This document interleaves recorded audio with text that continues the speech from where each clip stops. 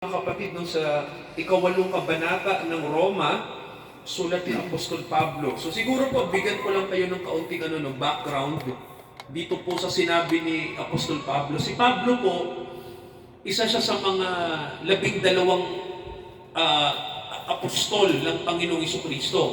Naalala niyo po ba si Judas, di ba? Yung alagad na pinagkanulo ang Panginoong Hesus. So ang ipinalit ng Panginoong Jesucristo si Pablo.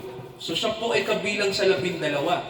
So si Pablo po, ang kanyang misyon ay mangaral sa mga hindi Hudyo, sa mga hindi kabilang sa bansang Israel. So ibig sabihin po, sa mga tao po na hindi niya kababayan, no? Doon siya dinala ng Diyos.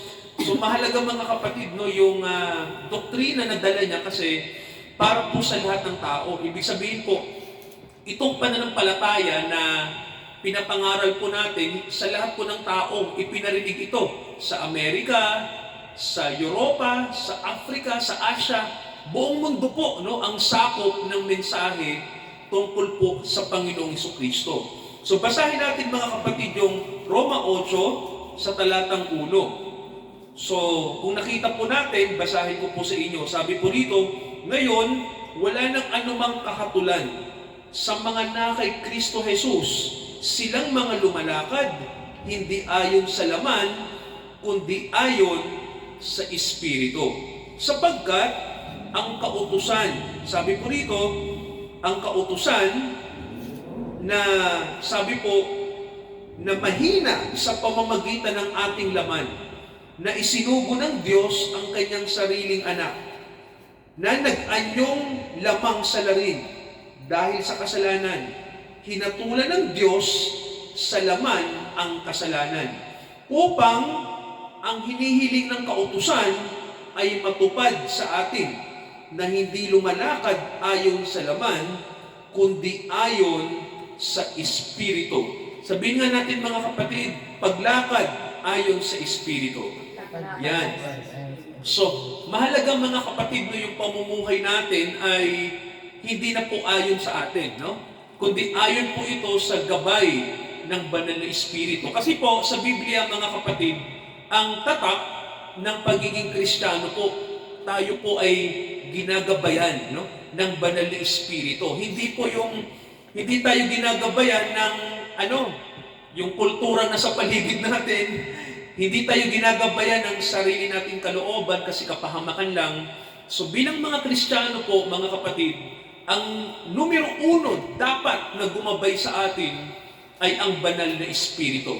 Kaya po, di ba, sabi nga ng Biblia sa atin, may nakalagay sa Roma 8, tingnan nyo po, yung talatang to, laktaw lang tayo ng kaunti. Sabi po sa Roma 8, at ang sabi mga kapatid sa sa talatang 14, sabi rito, sapagkat ang lahat ng mga pinapatnubayan ng Espiritu ng Diyos, sila ay mga anak ng Diyos. Di ba mga kapatid, sabi ng Biblia? Ulitin natin lahat ng mga pinapatnubayan ng Espiritu ng Diyos, ano pong sabi ng Biblia? Pag pinapatnubayan tayo ng Espiritu ng Diyos, sila ang mga anak ng Diyos. So mga kapatid, masasabi pala natin Kristiyano tayo ay mga anak ng Diyos, kapag tayo po ay pinapatnubayan, no? Sabi po sa English, ginagabayan. O sabi po sa ibang translation, pinangungunahan, no, ng banal na Espiritu. Ibig sabihin po, may nangunguna sa atin, no? Hindi na po tayo, mga kapatid, no? Kaya po, ang banal na Espiritu po, ano po bang ginagawa niya sa atin, no? Kapag tayo po ay ginagabayan niya na. Kasi ang sabi ng Biblia, ito yung pruweba, ito yung basihan na kung tayo po ay mga anak ng Diyos, ginagabayan tayo ng banal na Espiritu. Tanong, ano ba ang itinuturo sa atin ng banal na Espiritu? Ano ba yung kanyang ginagawa kapag tayo ay ginabayan niya na? So mga kapatid, marami. Marami siyang ginagawa. Unang-una po, ang ginagawa niya sa atin, tinuturuan niya tayong maging banal. Sabihin niyo nga po, kabanalan. So mga kapatid, diba, ang salitang kabanalan, hindi po ito yung ginagawa ng tradisyon ng relihiyon na dito, halimbawa, hinihintay nating mamatay ang isang tao, tapos pag namatay na, Tsaka natin aalalahanin yung ganito, ay si kapatid na ganito, maraming nagawa sa church, tunay siyang banal, kung kailan namatay, no? Parang ganon. Kung kailan patay na, tsaka sinasabing banal. Ganon. Pero sa Bible po hindi ganon. Ang kabanalan po, ang gusto ng Diyos, mangyari po yan habang buhay tayo. Amen ba mga kapatid? Ibig sabihin, habang buhay tayo, doon dapat napapatunayan natin na tayo po ay mga banal.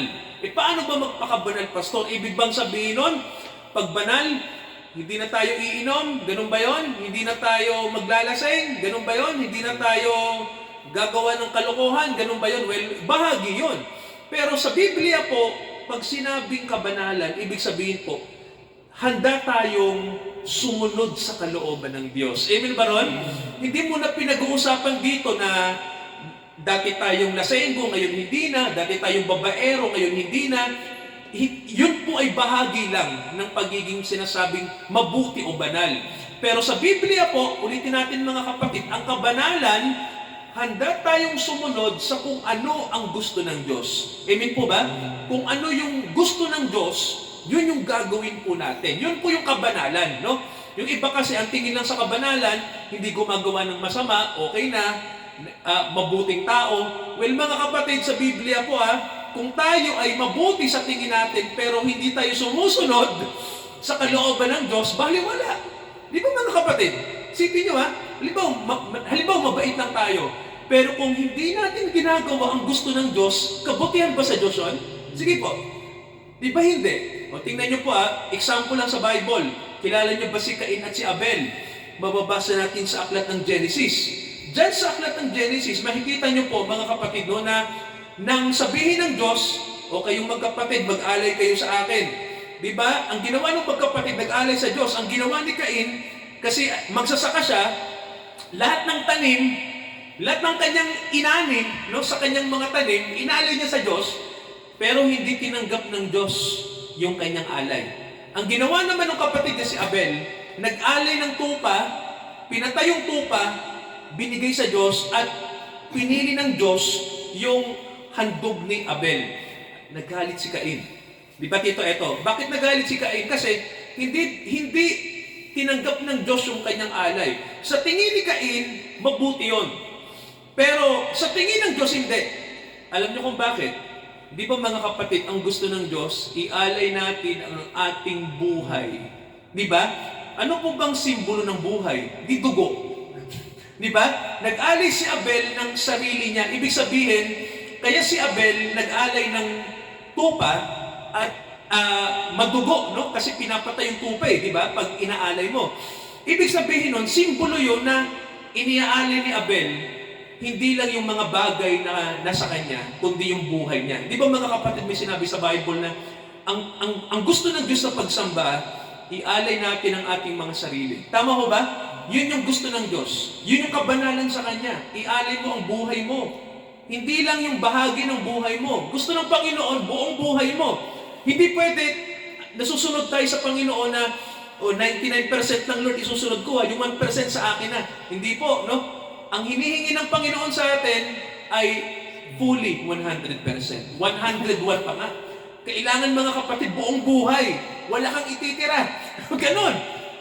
Si Cain, mali yung kanyang paglapit sa Diyos. Di ba mga kapatid, nag-alay siya ng ani, pero yung buhay niya hindi niya inalay.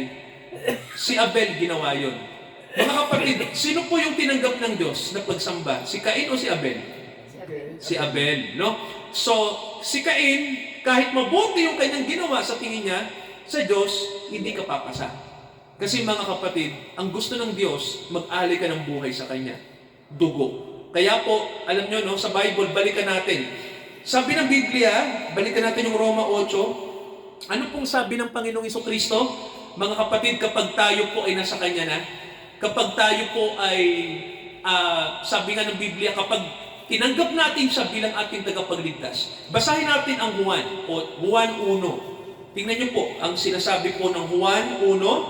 Tingnan natin to mga kapatid, pakinggan nyo to Juan 1. Tingnan natin yung isang talatang maganda. Sa talatang ito po sabi, tingnan nyo po yung nakalagay sa talatang 12. Pakinggan niyo po, ang sabi, datapwat, ang lahat ng sa kanya'y nagsitanggap ay pinagkalooban niya sila ng karapatan. Nakita niyo po? Pinagkalooban niya sila ng karapatan na maging mga anak ng Diyos. So, mahalaga po ba tanggapin natin ang Panginoong Hesukristo? So mga kapatid, yan lang ang paraan, no? Pinatatanggap natin ang tao, di ba mga kapatid? Bagamat alam natin, nakalagay din sa Bible na kailangan hindi lang sincero yung ating hihinging pabor sa Diyos. Hindi lang tayo basta lang sabihin natin, Lord, tanggapin mo, tinatanggap kita sa buhay ko. Huwag lang gano'n, no? Kailangan willing din tayo na tanggapin niyo rin ako, Lord. Iaalay ko buhay ko sa inyo. Ganun mga kapatid, no? So, yun ang kahulugan ng pagtanggap. Hindi lang ikaw ang tatanggap, kailangan matiyak natin na tanggap din tayo ni Lord.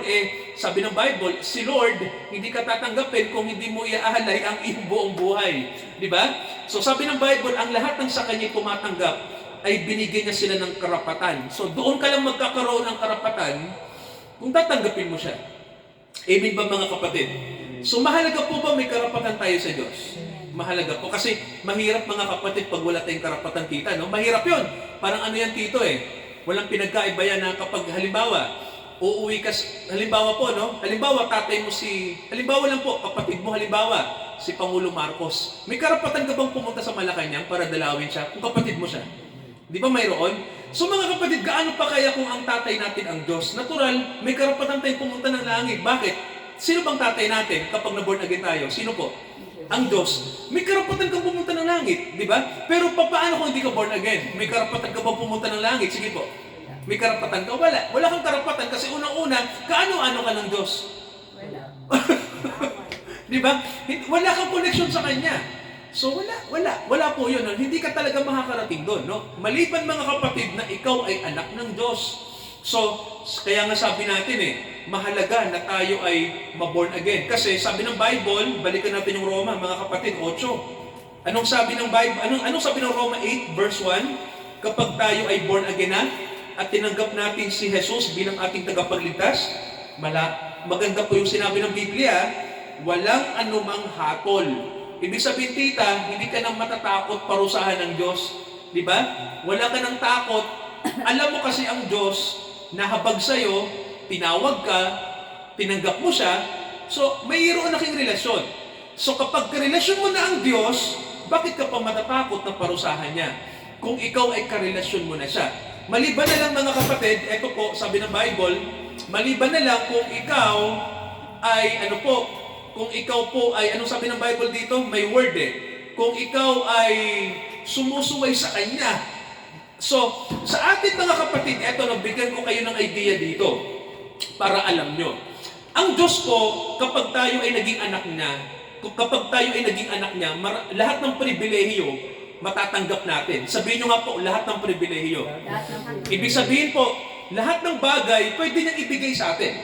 Ganun po ang maganda kapag anak tayo ng Diyos. Tulad po nito, basahin natin yung Roma 8, basahin natin yung isang talata na napakagandang pakinggan. No? Roma 8, at ito po yung sabi sa talatang 32. Roma 8 verse 32. Ito ang sabi, hindi niya ipinagkait ang kanyang sariling anak, kundi ibinigay dahil sa ating lahat. Bakit hindi naman niya ibibigay sa atin ng walang bayad ang lahat ng mga bagay? Ano pong sabi dito? Maganda ba? Hindi ba niya pwedeng ibigay din sa atin ng walang bayad ang lahat ng kailangan natin? So may tanong po ako, pwede bang ibigay ng Diyos ang lahat ng kailangan natin dahil anak niya tayo? Ano pong sagot? Tama. No, ibig sabihin po, kapag anak tayo ng Diyos, malaki ang pribilehiyo natin.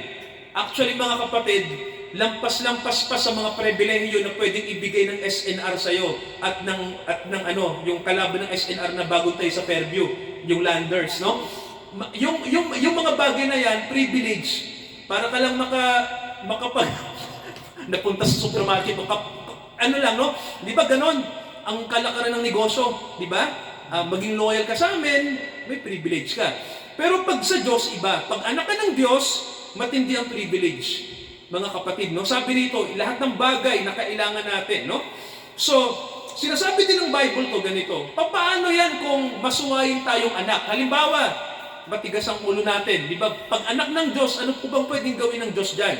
Basahin natin yung nakasulat sa Hebrews. Ito po, no, may nakasulat sa Hebrews na paalala po sa atin, no, kapag tayo po ay naging anak na ng Diyos. Ito yung ating dadanasin.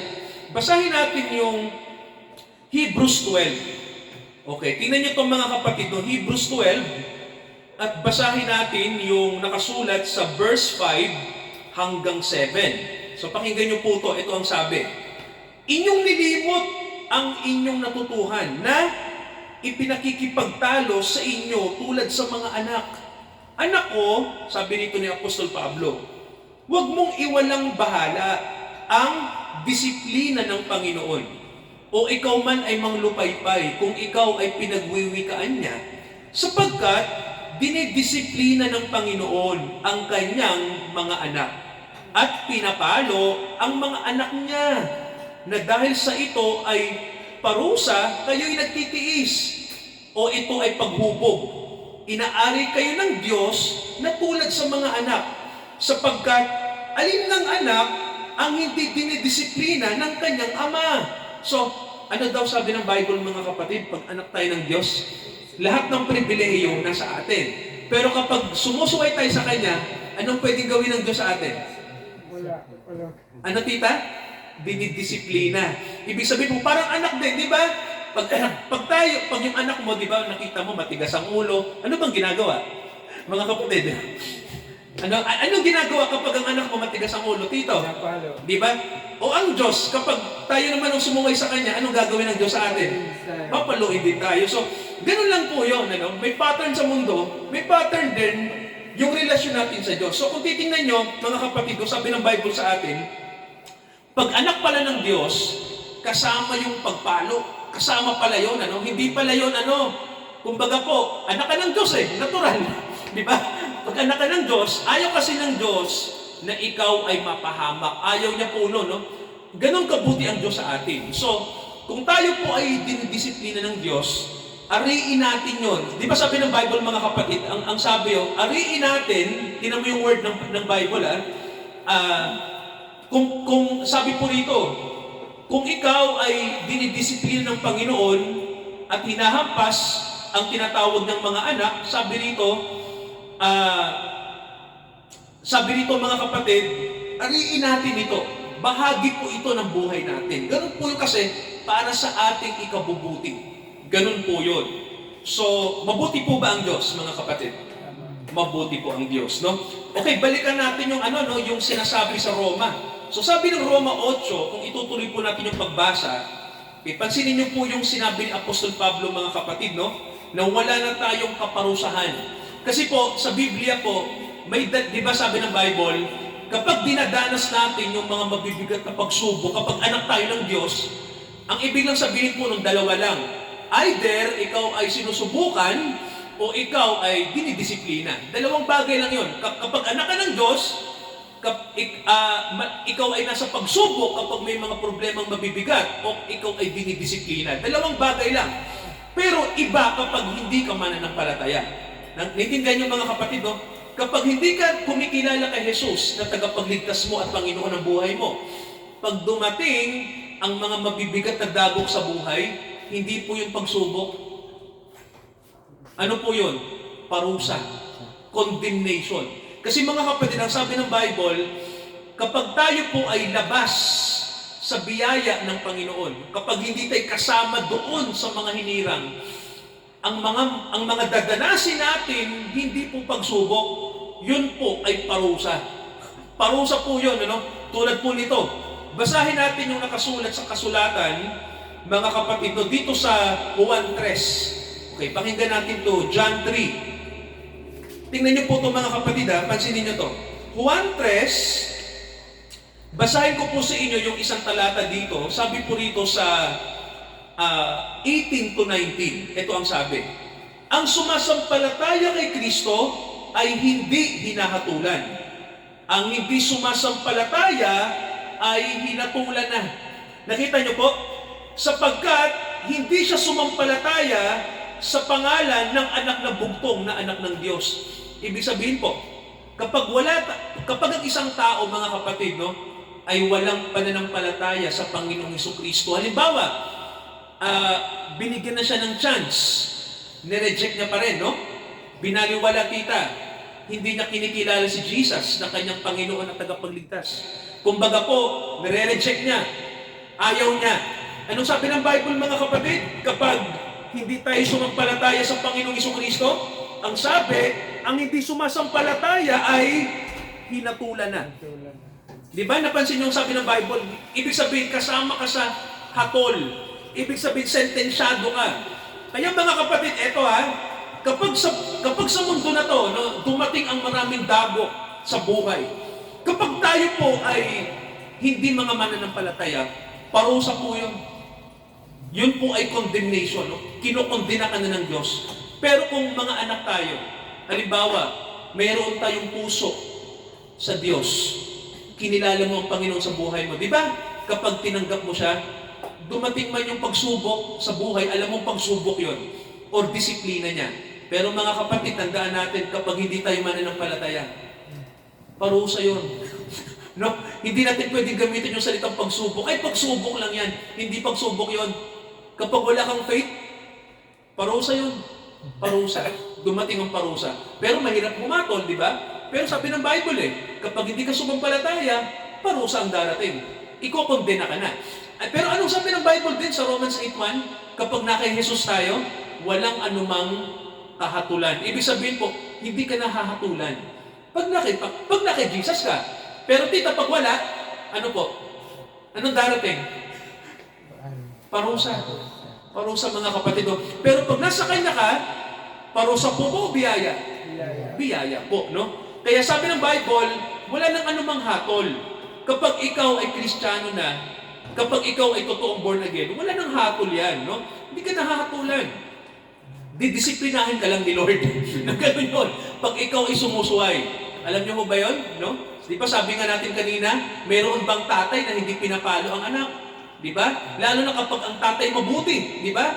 So sabi ng Bible sa atin, kasama tayo sa mga hinirang kapag tayo ay tumanggap kay Jesus. At ang sabi ng Bible, walang anumang hatol dyan sa mga lumalakad ayon sa Espiritu. So, mahalaga ba mga kapatid na mamuhay tayo sa gusto ng Diyos? Amen po ba? So, tuloy natin ang magbasa ng Roma 8. Kasi sabi rito ng Bible, ito nakalagay, basahin natin sabi rito sa verse 5, ang mga ayon sa laman ay tumatalima o sumusunod sa mga bagay ng laman. Datapwat, ang mga ayon sa banal na Espiritu ay tumatalima o sumusunod sa mga bagay ng Espiritu. So, mga kapatid, sabihin nyo nga po, mga bagay ng Diyos. Yan, so, alam niyo po, magandang malaman natin, ano ba yung mga bagay ng Diyos? Ano po ba yan? Gusto niyo pong malaman kung ano ba itong mga bagay ng Diyos? Okay, basahin natin ang Galatia. Okay, pakinggan natin ito mga kapatid, at tingnan natin sa ating mga Bible, no? So, Galatia chapter 5. Okay, Galatia chapter 5. Basahin natin, basahin natin ang verse 22, no? 22. Ito ang sabi, datapwat, ang bunga ng Espiritu ay, unang-una, tingnan natin, pag-ibig, katuwaan, kapayapaan, pagpapahinuhod, kagandahang loob, kabutihan, pagtatapat. O inuna lang natin yung mga kapatid, yung unang talata, no? Dito sa ano ba ang bunga ng Espiritu. Ito sa Ingles, pakinggan niyo pong sabi, the fruit of the Spirit is love, joy, peace, long-suffering, gentleness, goodness, faith. So may sinasabi rito, ano yung unang salita na maririnig nyo mga kapatid? The fruit of the Spirit is love. Nakita niyo yung word? Pag-ibig, di ba? Alam niyo po, ganito. Napansin niyo ang pananampalataya, wala sa una. Napansin niyo po? Bilangin natin ito ang sabi, ang bunga ng Espiritu ay pag-ibig, kagalakan, love, joy, peace, long-suffering, gentleness, goodness, faith. Sa verse 22, pang-pitong salita ang pananampalataya. Napansin niyo po, pang-pito. Wala siya sa una. Napansin niyo po? So, ano yung unang salita? Ulitin natin. Ano yung unang salita? Love. Pag-ibig. So, bakit pag-ibig, pastor, ang isa sa unang tumutubo kapag nasa Holy Spirit tayo, no? Kapag may gabay. Kasi mga kapatid, ganito, ang ginagawa kasi ng Diyos sa atin, ang ginagawa niya, tinuturuan niya tayong magmahal sa Diyos at sa kapwa. Yun ang unang ginagawa ng Holy Spirit. Alam niyo ba yun? Di ba? Ang unang ginagawa ng Holy Spirit sa atin, tinuturuan niya tayong umibig sa Diyos at sa kapwa. Yun ang kanyang ginagawa. Kaya mga kapatid, kinukultivate ang inaano ng Diyos na matuto tayong umibig sa Kanya at sa ating kapwa. Yun ang una niyang ginagawa. Kaya di ba, ano ba yung unang utos? Ano ba yung utos na gusto ng Panginoon na sundin natin? Ibigin mo ang Diyos, di ba, ng buong puso, at ibigin mo ang kapwa gaya ng iyong sarili. Di ba, may utos ang Panginoon na ganyan. So, kasi mga kapatid, ang ginagawa ng Holy Spirit, yun ang una niyang ginagawa. Pag-ibig sa Diyos. Inintindihan niyo po? Kaya mga kapatid, ganito, isipin niyo to pag nanglalamig tayo ng pag-ibig sa Diyos, halimbawa nang lalamig, kailangan huwag nating hayaan. Amen po ba? Kasi ang unang ginagawa ng Holy Spirit, tinuturuan niya tayong umibig sa Diyos. Tama mo ba? Siya yung gumagabay sa atin para sabihin na, yung love mo, namimiss ka na, o ganyan. Mag-pray ka naman, o kaya magbasa ka ng Bible. Kasi yung pag-ibig, mga kapatid, ang ginagawa ng Holy Spirit, gusto niya na matuto tayong umibig, turuan niya tayong umibig, ganyan. Ganyan ang ginagawa, tita. Tinuturuan tayong umibig. Ganun po. So, kung titingnan nyo na, kung sa puso natin, napapansin nyo na parang, nanglalamig ka. So, mga kapatid, ibig sabihin noon, may pinapahayag ng Panginoon, na nanglalamig ka na. Di ba, dito sa relasyon, so, kailangan naman, may panahon ka sa Panginoon. Ganyan, mag-pray, magbasa ng Bible, ganyan, kausapin mo siya. Ganon ang Diyos Yung pag-ibig, mga kapatid, yan yung nauuna. Napansin nyo, di ba? Ang bunga ng Espiritu ay pag-ibig. Kasi mga kapatid, gusto ng Diyos, unang-una, ibigin mo siya. Yun po yun. Nakita nyo po, ano bang ginagawa ng Holy Spirit? Joy, katuwaan. Di ba? Kasama, Di ba, mga kapatid, natutuwa tayo kapag nasa Diyos tayo. Tingnan nyo to, Anong pagkakaiba ng born again sa hindi? Di ba, mga kapatid, ganito? Ang kinakatuwa kapag hindi ka sa Diyos, natutuwa ka kapag, halimbawa ganito, may nasasaktang iba, natutuwa ka. Natutuwa ka kapag tingin mo may pera ka, masaya ka. Natutuwa ka kapag mayaman ka, o kaya natutuwa ka kapag kumpleto ka sa buhay. Wala ka nang hinahanap, di ba? Malaki bahay mo, maganda trabaho mo, natutuwa ka na yan. Pero alam niyo yung sinasabing katuwaan dito, mga kapatid? Hindi yung mga bagay sa mundo ang kinatutuwa mo lang. Hindi yun, Bagamat bahagi yun, pero hindi yun ang pinaka. Natutuwa ka kasi kasama mo ang Diyos. Ibig sabihin, mga kapatid, nag-i-enjoy ka sa Diyos. Amen ba ron? Kasi ang Diyos, ka-enjoy-enjoy. Amen po ba? Ang Diyos, sabihin nga natin, ang Diyos, ka-enjoy-enjoy. Ibig sabihin po, kasi kaya ang tingin natin sa Diyos ay limitado lang. Kasi eto, mga kapatid, ng problema, Kasi ayaw nating alamin Di ba? Ayaw nating alamin, Hindi natin sinasaliksik kung sino ang Diyos. Kaya ang pananaw natin sa Diyos, tita, hindi gaano. Ang tingin natin sa Diyos, boring yan, religion lang yan. Tingin natin ganon, Diyos, walang kwenta yan. Mas masaya dito, inom, magsaya tayo, punta tayo ng party, o kaya huwag na tayong mag-pray, o kaya ganyan, di ba? Kasi ang tingin ng tao, ang enjoyment sa mundo, hindi natin alam. Ito, mga kapatid, pag makilala mo ang Diyos ng malalim, ito po, ang sinasabi ng Biblia, iiwan mo yung kasiyahan sa mundo na ang akala mo magiging masaya ka. Iiwan mo yun, Mas pipiliin mo ang Diyos. Kasi mga kapatid, hindi kasi natin alam na ang Diyos ay ka-enjoy-enjoy. Kaya nga nakalagay, joy, Masaya. Kumakain ba kayo ng Chicken Joy? Masarap po ba yung manok ng Jollibee? Di ba? Alam niyo kung bakit ipinangalan, tita, na Chicken Joy? Kasi pag kumain ka daw, magiging ka? Masaya. Sasaya ka, masarap ganon. Alam niyo po ang Diyos, higit pa doon. Pag ang Diyos, tinikman mo siya, naranasan mo siya, kagalakan po. Sasaya ka. Masaya po sa Diyos. Akala lang natin hindi. No? Kasi mga kapatid, di ba ang sabi ng Bible, ang Diyos ang may-ari ng lahat ng bagay. Amen po ba? Ang Diyos, siya ang lumalang ng lahat. Kahit ng isip natin. Kilala niya tayo at alam ng Diyos kung ano magpapasaya sa tao. Alam niya. At alam niya kung ano, ang Diyos din. Siya din. Kasi po, ang disenyo ng tao, relasyon sa Diyos. So kapag nahiwalay tayo sa Diyos, pansinin niyo mga kapatid, no? Di ba, ang laman, hindi siya humahanap sa Diyos ng kasiyahan. Hindi niya ginagawa yun. Ang ating pagkatao bilang tao, hahanap ng kasiyahan sa mundo. Doon, yun ang ginagawa natin. Pero pag born again tayo, mga kapatid, hindi natin, kasi alam naman natin ang totoo, hindi mo mahahanap sa mundo ang totoong kasiyahan. Nakikinig po? Tingnan niyo mga kapatid bigyan ko lang kayo ng idea, para alam niyo na, may kasiyahan ba sa pera? Pansamantala. Tita, di ba magandang magkapera? Maganda eh. Maganda bang may magandang trabaho? Maganda bang may magandang pamilya? Di ba? Ang bagay sa mundo, masaya talaga. Kapag may pera ka, magandang buhay mo, may pamilya kang masaya, okay na okay. Di ba ganon? Pero ito tanong ko sa inyo. Ang pamilya ba may katapusan o wala? Ang pamilya, tita? Meron. Namamatay po bang asawa? Opo. Yung mga anak namamatay din po ba? Tayo po, mamamatay din ba tayo? Di ba ganon? Ang pera po ba may katapusan? Meron. Ang bahay po ba may katapusan? Meron po. Ang negosyo po ba may katapusan? Sige po. Meron. Ang buhay ba natin sa mundo may katapusan? Opo. Di ba napansin nyo? Lahat may katapusan. Lahat nagtatapos. Paano kang sasaya? Sige mga kapatid, tanong ko sa inyo.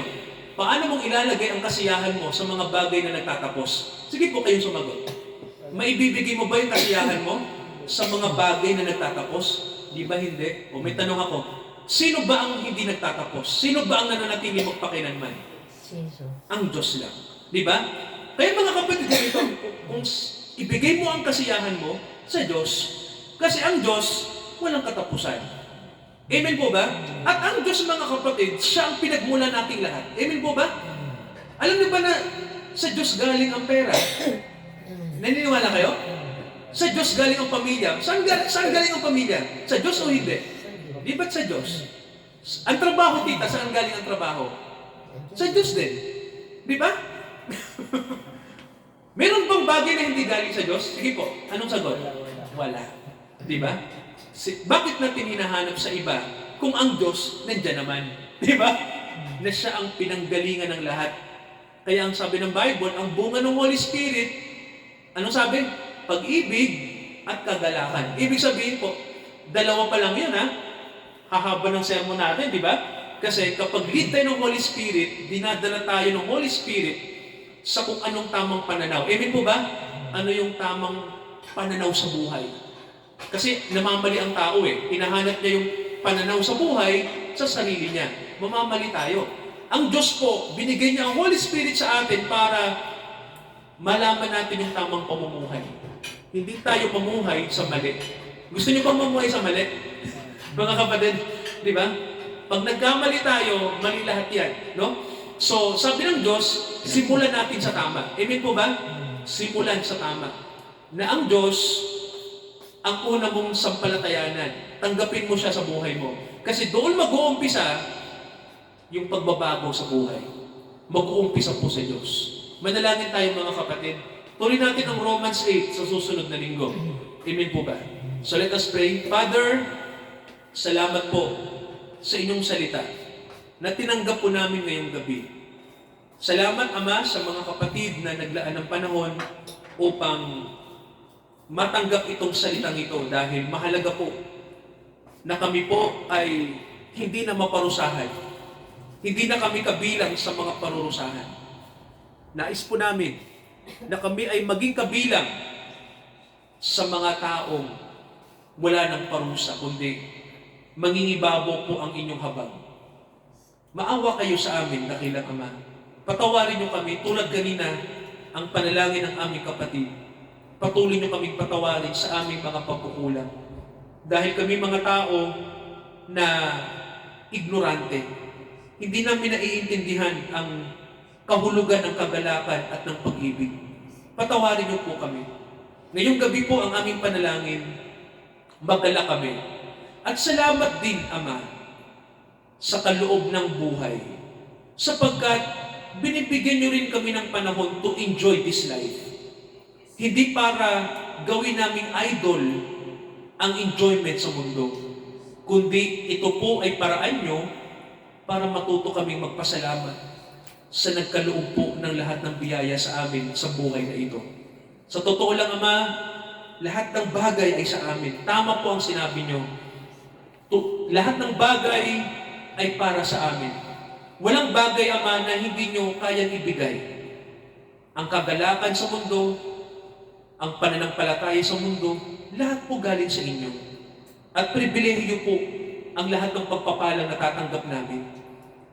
Kaya naman, nawa, Ama, ito'y maging paraan nyo para kami ay mamuhay ng may pasasalamat at pagluwalhati sa inyong pangalan.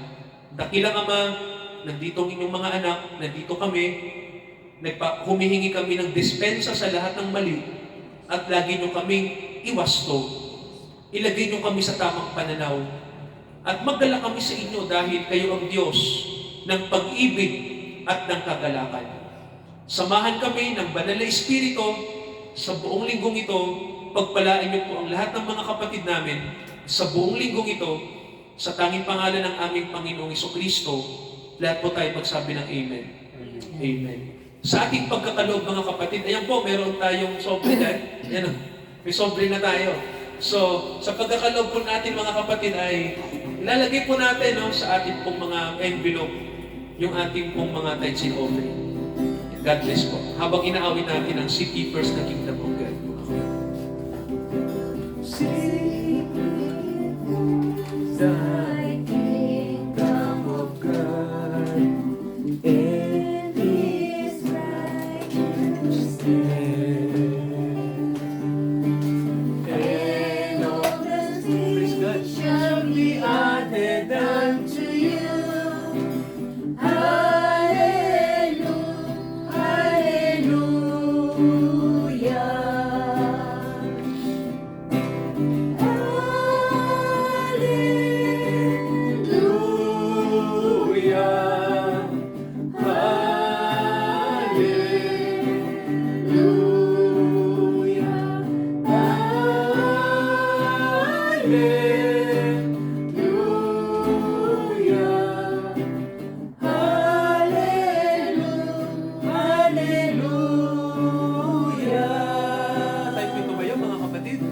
Seek ye first the kingdom of God and His righteousness,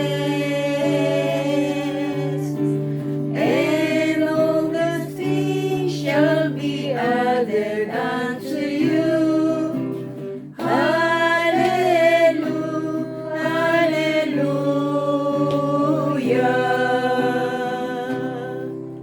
Dalhin niyo kami sa Christianity, Panginoong Jesucristo, sa totoong Christianity, hindi lang sa Churchianity na laganap po ngayon. Dalangin namin, Ama, na lagi namin bigyang diin na kayo ang maluwalhati sa lahat ng aming gawain. Pagpalain niyo po ang household of God de la Costa, si Tita na pinili niyo po na isa sa maging mga tigapanguna po dito po sa dakong ito, sa Caloocan. I-bless niyo po ang kanyang sambahayan. At ang mga kapatid po na nagmamahal sa inyong salita. Salamat, dakilang Ama, sa mga kapatid po na inihatid nyo ang kanilang puso at isip sa lugar na ito. Pagpalain niyo po kami sa buong linggong ito, sa lahat ng aming gagawin, kayo po ang maluwalhati. Sa Diyos na tumawag sa atin sa biyaya, samahan niya tayo, palakasin niya tayo, pangunahan niya tayo. Ngayon hanggang sa muling pagdating ng ating Panginoong Jesucristo. Amen, Amen, at Amen. Amen. Amen.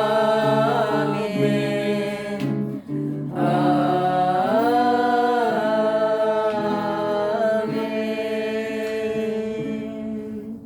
Magandang gabi po. God bless po sa ating lahat.